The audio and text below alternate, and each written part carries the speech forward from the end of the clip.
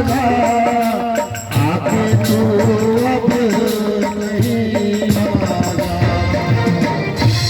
अब तो मेरी प्यारी राधे, मेरी प्यारी प्यारी राधे, राधे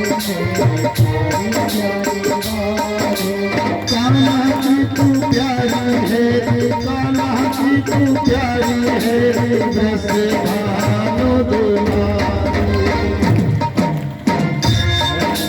कान्हा की तू प्यारी है, बस भानु दुलारी, आजा आजा आजा आजा आजा आजा आजा आजा आजा रे, आजा रे तू राधे प्यारे आके तू ना जा, आजा रे तू राधे प्यारे आके तू ना जा।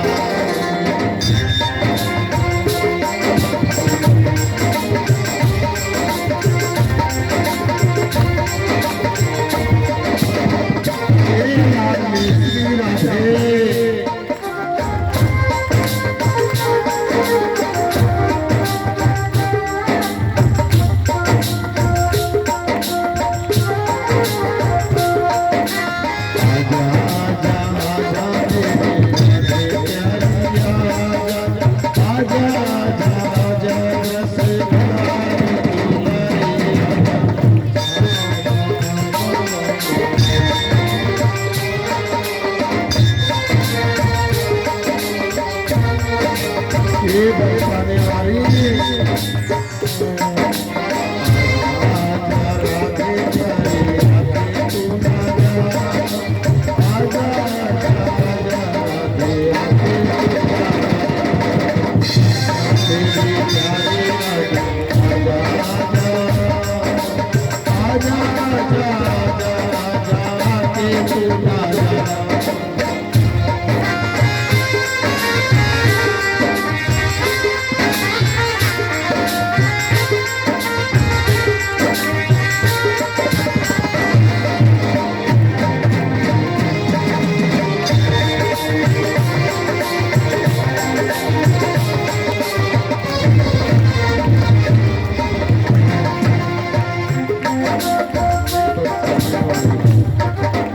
आके तू ना जा प्यारी, जिसके जीवन में राधा एक बार आ गई, कन्हैया को बुलाने की आवश्यकता नहीं है। जहाँ राधा है वही कान्हा है, वही कान्हा है। जहाँ कान्हा है वहाँ राधा की इच्छा है, वो आना चाहे आओ और ना आना चाहे मत आओ, लेकिन मेरा कान्हा सदा राधा से इतना ही प्रेम करते और वो भी खुद बोलते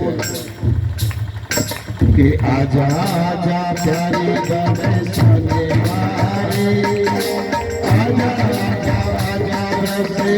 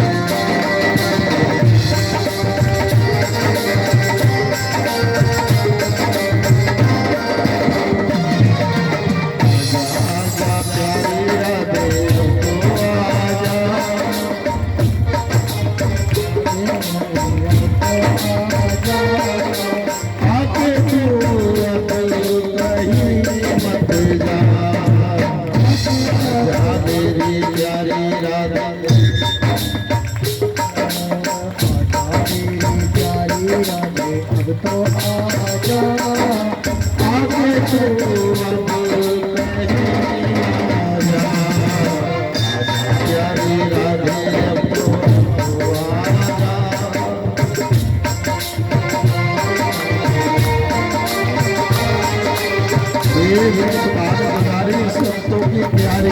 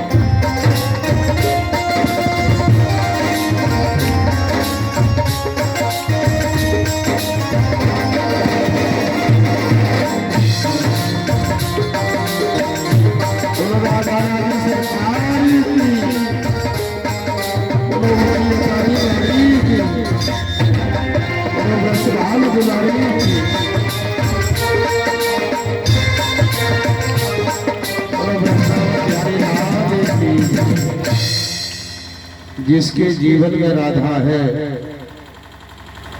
वही मेरा प्रीतम, और ये समझ लो कि उसके लिए तो आगाधा है, कभी छोड़ के नहीं आएगा। और जहाँ राधा नहीं है, भक्ति नहीं है, भक्ति नृत्य नहीं करती, वहाँ कन्हैया कभी नहीं जाता। चाहे जितना कृष्ण कृष्ण पुकारो, कभी नहीं मिलेगा, कभी नहीं।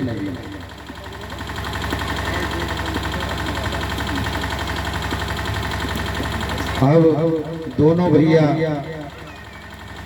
राधा मैया से बोल रहे हैं कि राधा अब हमें द्वारिका बसानी है और एक समुद्र के बीच में ऐसा स्थान बना रहे हैं, तू चिंता ना कर, वहाँ कोई राक्षस का प्रवेश नहीं होगा, और हम गए और बना के लौट के आ रहे हैं, तुम्हें जरूर बुलाऊंगा, तुम्हें वहीं रहना। राधा ने कहा रे चलिया, तू बार बार आता है और बार बार चला जाता है, तेरा कैसे विश्वास कि तू आएगा? तू जब भी आया है अपने मतलब से आया है, तू मेरे लिए नहीं आया। कन्हैया ने कहा कि राधा तुम तो जानती हो, जरासंध को तो मैं जब चाहे जहां चाहे मार सकता हूँ, ये युद्ध में मथुरा में भी लड़ सकता था। अगर मैं जरासंध के आगे आगे आया हूँ तो ये ना समझना कि मैं जरासंध से डर के आया, मैं तुमसे प्रेम करता हूं और तुम्हारे लिए आया, किसी और से डर के नहीं आया हूं या किसी और के लिए नहीं आया हूं, मैं तेरे लिए आया। राधा ने कहा अच्छा तुम इतना प्रेम करते हो, आज भी माताओं को एक पुरुष चाहे जैसे भगा लो बहक जाती हो। जहाँ पति देव ने एक बार बोल दिया कि इस दुनिया में बस आपसे अच्छा मुझे कोई नहीं लगता है, और कल वो चाहे डंडा बजा रहा हो या आपको धमका रहा हो, लेकिन आप क्या बोलती हो एकदम से कि मेरा पति बहुत अच्छा, बहुत अच्छा। कारण कि एक साल का दुराचार व्यवहार और एक क्षण का प्रेम उस स्त्री ने समझ लिया है कि एक साल में ही सही, पर मुझे अगर एक क्षण का प्रेम मिला है तो मैं अपने जीवन में से संजो जरूर लूंगी, संजो जरूर लूंगी, संजो जरूर लूंगी। और यहाँ पुरुष क्या करते हैं? तानाशाही। कन्हैया देखो बोल के हाँ ऐसे ही कर, आवाज भी करी, बोलो वृंदावन की हरी लाल की, श्रीमन नारायण नारायण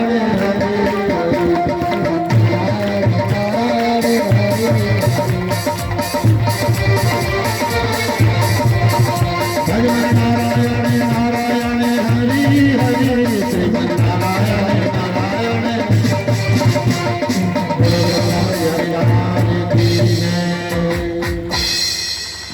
यहाँ भगवान द्वारिका की ओर बढ़े हैं, समुद्र की ओर, और तभी विश्वकर्मा जी को बुलाया और कहा कि ऐसा द्वारिका का निर्माण करना जिसके द्वार के अंदर बिना हमारी इच्छा के कोई प्रवेश ना कर सके, ऐसा द्वार बनाना कि जल्दी से कोई द्वार भी तोड़ ना सके। विश्वकर्मा जी ने कहा कि प्रभु ऐसा ही होगा जैसी आपकी आज्ञा, और विश्वकर्मा जी द्वारिका के निर्माण में लग चुके हैं। बोलो श्री कृष्ण भगवान की जय। यहाँ श्री कृष्ण भगवान को पता चला कि किसी ने 16,100 कन्याएं बंधक बनाई हैं, अब इनका क्या करूं? कन्हैया जी चिंतित हैं। तभी बलदाऊ भैया से कहा कि जो 16,100 कन्या बंधक बनाई हैं, बलदाऊ भैया उनका क्या करना है?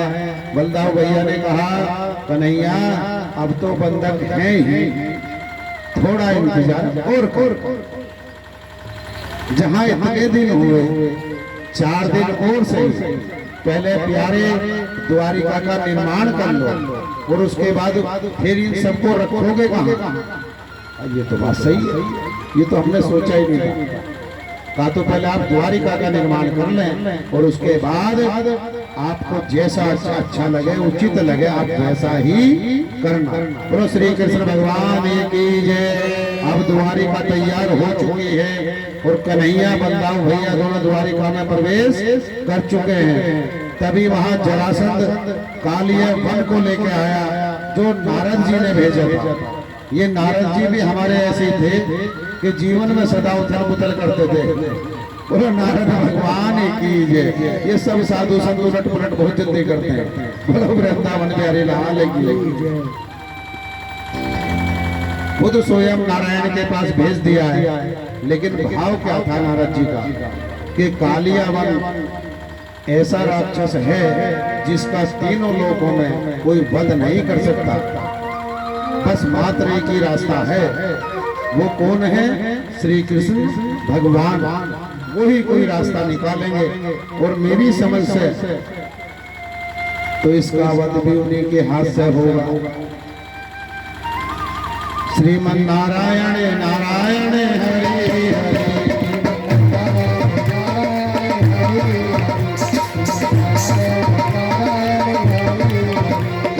नारायण नारायण हरि हरि श्रीमन नारायण नारायण हरि हरि श्रीमन नारायण नारायण हरि हरि नारायण हरि हरि श्रीमन नारायण नारायण हरि हरि हरि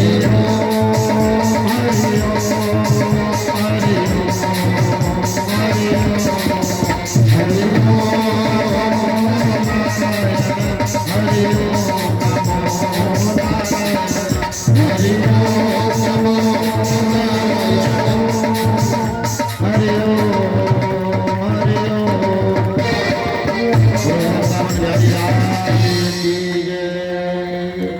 अब यहाँ कालिया वन की तैयारी कर दी है। जैसे ही राक्षस महाराज पहुंचे हैं द्वार पर, तभी कन्हैया जी ने कहा कि बंदाओ, ये जो कालिया वन है ये बहुत बलशाली राक्षस है। अब इसको ऐसे तो मारा नहीं जाएगा, इसके लिए तरकीब लगानी पड़ेगी। बलदाऊ भैया ने कहा कन्हैया तुम देखते नहीं हो मेरे डोले सोले, बल कम है क्या? कन्हैया जी ने कहा क्षमा करो, ये कालिया वन है, ऐसे मत लो इसे हल्के में। कहा नहीं, मैं युद्ध करूंगा। श्री कृष्ण भगवान ने कहा कि बलदाऊ भैया आप इसको नहीं मार सकते। एक बात और है, जो बलशाली व्यक्ति है वो बुद्धि का प्रयोग नहीं करता, बहुत कम करता। कारण जो उसे अपने बल पे अहंकार होता है। श्री कृष्ण भगवान ने कहा बलदाऊ भैया मूर्खता भरे बात ना करो, ये किसी अस्त्र या शस्त्र, ये ना दिन ना रात ना कहीं जंगा पे फाड़ सकता हूँ, ना कोई ऐसा शस्त्र बना है कि जिससे ये कालिया वन मारा जा सके। तो तुम कैसे मारो? तब बलदाऊ भैया ने कहा कि अच्छा, इसे ऐसे नहीं मारा जा सकता। कहा कोई अस्त्र शस्त्र नहीं मार सकता, ना दिन और रात, कभी इसकी हत्या नहीं होगी। इसके लिए तो मुझे युक्ति लगानी पड़ेगी। कहा तो ठीक है कन्हैया जी, अब आप जैसा आदेश करोगे मैं वैसा ही करूंगा। कहा एक काम करना, जैसे ही द्वार खुलेगा तो द्वार खुलते ही मैं दौड़ूंगा और ये कालिया वन मेरे पीछे होगा। जो इसकी सेना है, सेना को आप उस सेना का वध कर देना, बाकी राक्षसों का, लेकिन कालिया वन को दौड़ते हुए रोकना मत, दौड़ने देना। और यही हुआ। जैसे बलदाऊ भैया ने द्वार खोला, श्री कृष्ण भगवान दौड़े और आगे आगे कन्हैया जी और पीछे पीछे कालिया वन दौड़ा। तभी बलदाऊ भैया ने जो उनकी राक्षसों की सेना थी उनका वध करना शुरू कर दिया है और आगे आगे कन्हैया दौड़े जा रहे हैं, दौड़े जा रहे हैं। थोड़े आगे दौड़े, कालिया वन फंस गया। कालिया वन ने कहा छलिया कहाँ लेके जाएगा, क्या दौड़ा दौड़ा के थका लेगा? कि अभी थका कहाँ है, मुझे तो सांस नहीं चढ़ा, आजा आजा जल्दी जल्दी। और जैसे फिर दौड़ा तो कन्हैया जी फिर आगे आगे दौड़ लिए। फिर कुछ दौड़ने के बाद कहा कालिया वन तेरे बस का नहीं है, मुझे पकड़ना, आजा भक्का भक्का। कालियावन को और जोर सा चढ़ा, कहा ये तो चिढ़ा भी रहा है, और जोर से दौड़े और सामने गुफा का द्वार था। नारायण ने जाके तुरंत पत्थर हटाया और सीधे गुफा में जैसे घुसे तो कालियावन को पता नहीं चला कन्हैया कहाँ गए। तभी कन्हैया जी द्वार पे फिर आए, कहा ओ कालियावन इधर हूँ मैं, इधर यहाँ देख, इधर उधर देख रहा है, ज्यादा दौड़ने वाला तो आजा गुफा में। जैसे ही गुफा के अंदर गए वहाँ इच्छुवांशु का जो पुत्र था मुचकंद, वो सोया हुआ था। मुचकंद ने देवताओं के साथ मिलकर राक्षसों से काफी समय तक युद्ध किया और उसके बाद जब देवताओं की विजय हुई, विजय के बाद देवताओं ने वरदान दिया कि मुचकंद तुम जब सोओगे, हारे थके होगे, तुम्हें कोई नहीं उठाएगा और जो तुम्हें उठाएगा तुम्हारी दृष्टि के सामने आते ही भस्म हो जाएगा, भस्म हो जाएगा। तभी कन्हैया जी गए और मुचकंद की चद्दर उतारी, अपने आप जाके पिलर के पीछे खड़े हो गए और जैसे ही कालियावन पहुंचा है, कालियावन ने ठोकर लगाई, कहा रे छलिया यहाँ पड़ा है, मुझे थका के यहाँ आके सो गया है, खड़ा हो, खड़ा हो। कन्हैया जी पीछे खड़े मुस्कुरा रहे हैं कि वाह रे मेरे कालियावन, तू तो गियो, तू नहीं बचेगा। जैसी दूसरी ठोकर लगाई, मुचकंद जी ने जो नेत्र खोले, जैसे दृष्टि के सामने आया मुचकंद क्या वही रात का ढेर बन गया। बोलो श्री कृष्ण भगवान की जय। और कन्हैया जी अंदर से फिर मुस्कुराते हुए आए। मुचकंद जी महाराज ने जैसे नारायण के दर्शन किए, तुरंत दंडवत प्रणाम किया और कहा कि प्रभु आप यहाँ थे, आप यहाँ थे और मैं जाने कहाँ कहाँ आपको ढूंढ के आया हूँ। मैं देवताओं के साथ स्वयं युद्ध करके आया हूँ राक्षसों से, लेकिन आपके दर्शन नहीं हुए, आपके दर्शन नहीं हुए। कन्हैया जी ने मुस्कुरा के कहा कि मुचकंद महाराज जब मुझे दर्शन देने होते हैं तो मैं ना दशा देखता हूँ और ना दिशा देखता हूँ, ना ये देखता हूँ कि तुम सोए हो, ना ये देखता हूँ कि तुम जगे हो। जब दर्शन देने होते हैं इसी तरह दर्शन देता हूँ। बोलो गौर मुकुट बंसी वाले श्रीमन नारायण नारायण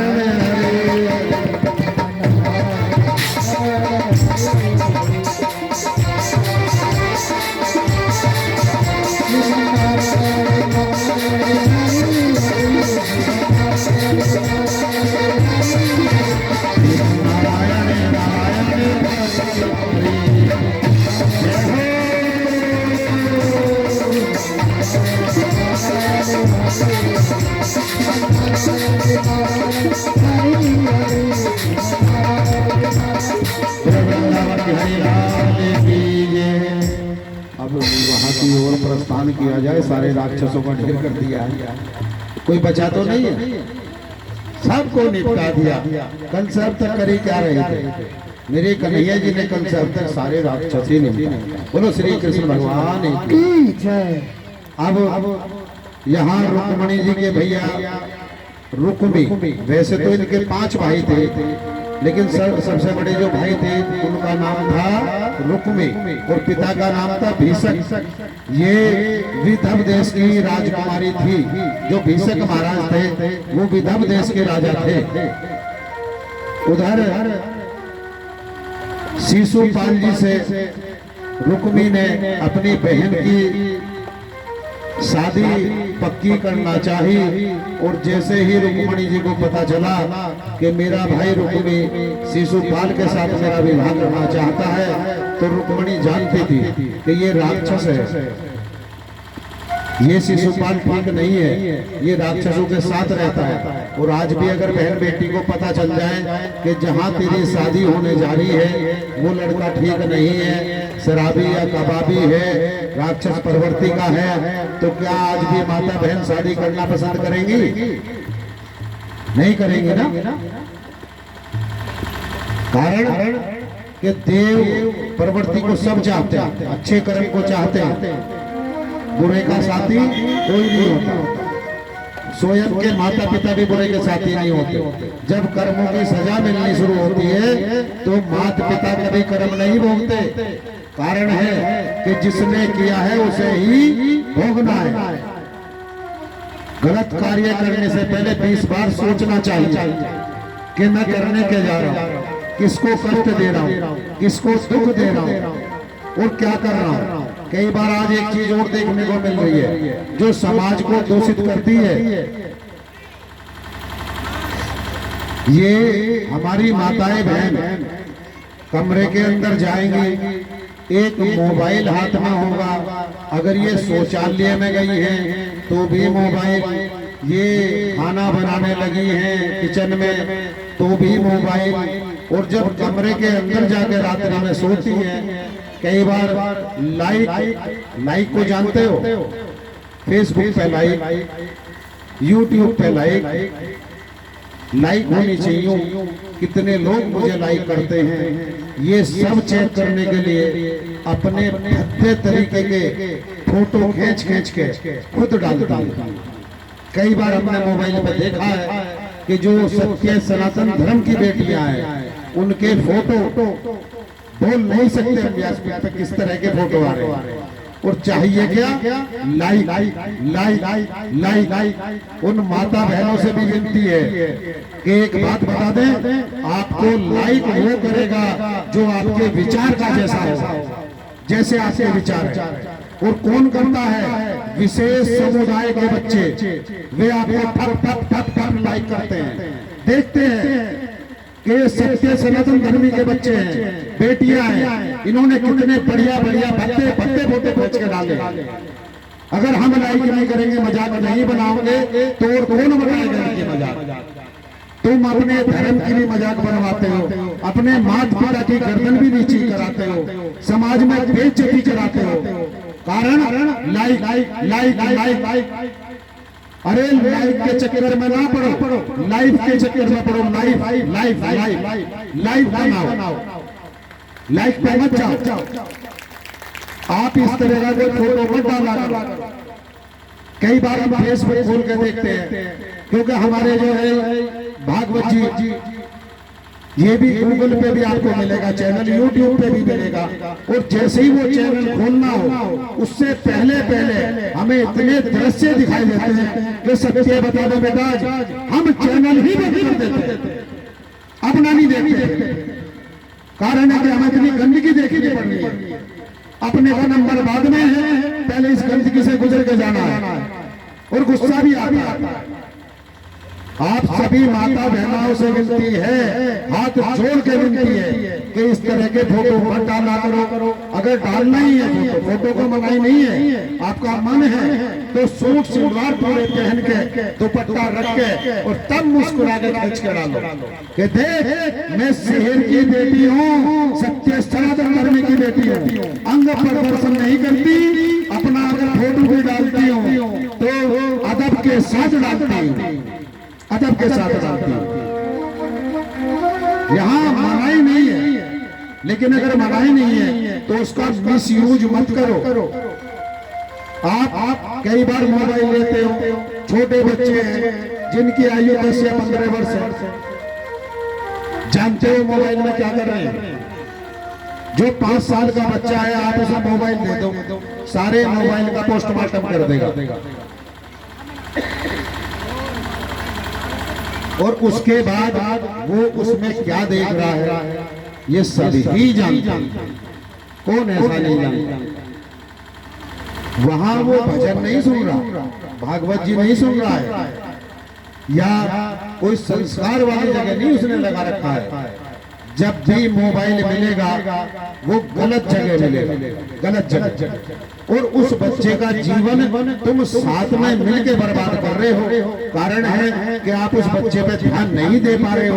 अगर आपने ध्यान नहीं दिया तो वो जवान कभी नहीं हो सकता। बचपन से डायरेक्ट बुढ़ापे में जाना है, और गोविंद को से लेने बहुत जल्दी आना है, बहुत जल्दी आना। तुम्हारे बच्चे बाथरूम के अंदर जा रहे हैं, अरे फ्रेश आप कितनी देर में हो सकते हो? 10 मिनट, 20 मिनट, आधा घंटा, यही है, इससे ज्यादा नहीं है। ज्यादा तो नहीं है, इतने में खूब आराम से आप फ्रेश हो सकते हो, स्नान कर सकते हो, सब कुछ कर सकते हो। लेकिन आज क्या है, बच्चे गया है नहाने, फ्रेश होने, और बाथरूम से निकल के आ रहा है 1 घंटे बाद। अरे तू बदबूदार जगह बैठ के ऐसा क्या कर रहा था तू वहां बैठ के कि जो 1 घंटे बाद आया है? जो कार्य तू बाहर नहीं कर सकता, अंदर क्या कर रहा था? तेरा काम कितनी देर का था? 5 मिनट का नहाने का, 10 मिनट का था, 15 मिनट में नहा सकता है। कितना मैल उतार रहा है तू, क्या क्या सफाई कर रहा है, या बाथरूम में वो क्या कर रहा है आप नहीं जानते? क्या कर रहा है? अपना जीवन बर्बाद कर रहा है, अपना जीवन बर्बाद कर रहा है। चाहे लड़की हो या लड़का हो, आज कली काल का इतना प्रभाव है कि माता पिता की ना शर्म है, ना मान है, और ना सम्मान है, कुछ नहीं है।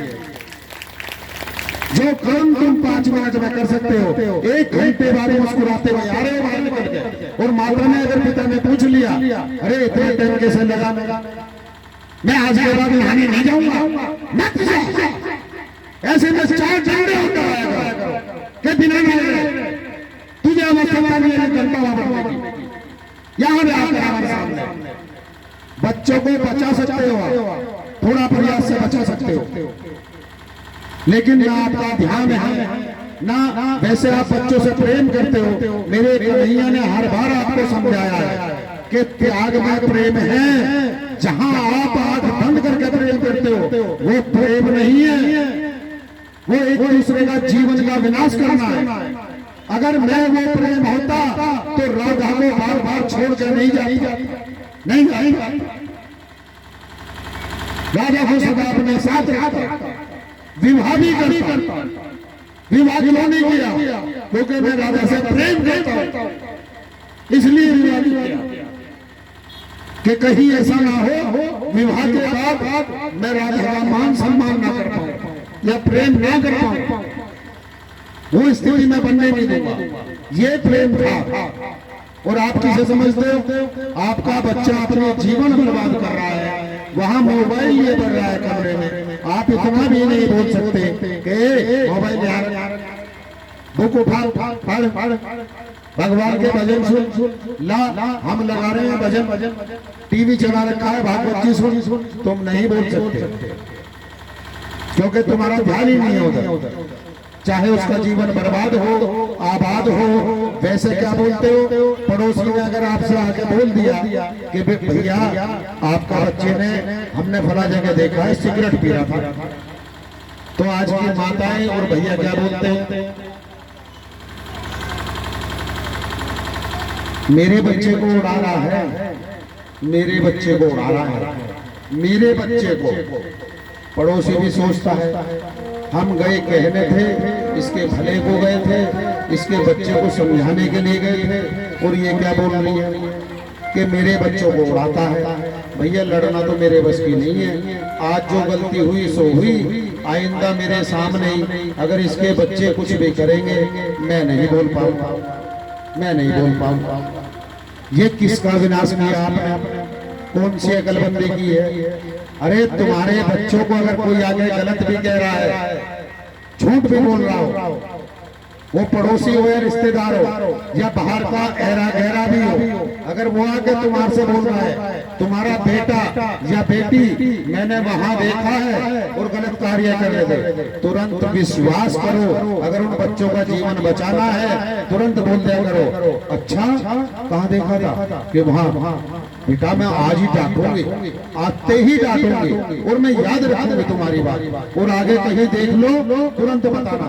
तो जो तुम्हारे बच्चे हैं जैसे ही आप एक बार डांट लगाओगे वो खुद भयभीत रहेंगे कि हमारे पड़ोस वाले अंकल भी कहीं अगर मिल गए और उन्होंने गलत करते हुए देख लिया तो घर जरूर जाकर बताएंगे, चाहे उस समय गलती थी या ना थी। लेकिन अगर आपने बच्चा डांटा है और उसके ये कह के डांटा है कि फलां अंकल ने तेरे वहां देखा तो था वहां, बच्चा कह रहा मैं नहीं था, कि चल मैं आज मान लूंगी, पर अगर अब के तेरे अंकल ने बोल दिया फिर देख तेरा क्या होगा। उस अंकल से वो बच्चा अपने आप डरेगा, पड़ोसी से अपने आप डरेगा, समाज में गलती करता हुआ 20 बार सोचेगा कि मेरे घर जाकर कोई ना कह दे। अगर कह दिया तो मेरे माता पिता मुझे डांटेंगे। और आप क्या करते हो? जो आपके बच्चों की गलती बताने आया है आपने वही डांट दिया है। और फिर मान लिया मैं बहुत बहादुर हूं, मेरे बच्चों की बदनामी नहीं हुई, किसी ने नहीं सुना है। आज छोटी सी डांट को तुमने मान लिया है कि मेरे बच्चों का पड़ोसी ने नहीं सुना है। कल जब बड़ा हादसा करेंगे पड़ोसी छोड़ दो, तुम्हारे रिश्तेदार भी और पूरी कॉलोनी को पता चलेगा कि ये फला का बच्चा है। तब क्या करोगे? क्या करोगे? उसको कोई रास्ता है तुम्हारे पास? नहीं है ना। पहले लोग पड़ोसी को अपना परिवार का समझते थे कि ये पड़ोसी हमारे परिवार का ही है, इसलिए बच्चे डरते थे कि कहीं इनको पता ना चल जाए। और आज क्या है? चाचू, जो चाचू शब्द है वो समाज से गायब है, मामा है वो गायब है, फूफा जी है वो भी गायब है, दादा है वो भी गायब है। बस एक ही शब्द इतना भारी पड़ गया तुम्हारे पे, और वो भी विदेशी शब्द है, अंकल अंकल अंकल अंकल। चाहे वो मामी लगती हो, बुआ लगती हो, या ताई लगती हो, या दादी लगती हो, आंटी आंटी। अरे कौन सी तुम आंटी बना रही है? आंटी आंटी सही से नहीं बोल सकते। ताऊ कहने में दिक्कत है, चाचा कहने में दिक्कत है, मामा कहने में दिक्कत है, फूफा कहने में दिक्कत है, दादी कहने में दिक्कत है, चाची कहने में दिक्कत है। इन शब्दों में प्रेम है या अंकल और आंटी में प्रेम है? कौन सो में?